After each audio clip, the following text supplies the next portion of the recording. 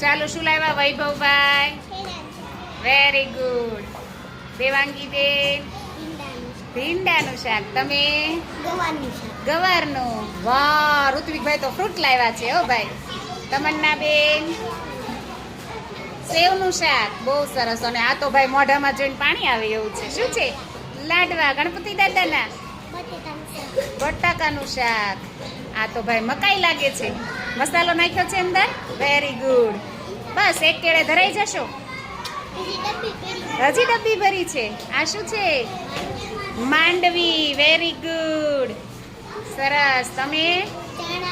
હા. વાહ હર્ષિતભાઈ બટાકા ભૂંગળા. વાહ, તો મજા પડી જવાની છે આજે. કરણભાઈ પાસ્તા મમ્મીએ બનાવી દીધા. આ શું છે? રીંગણા બટેટાનું શાક. પૌવા.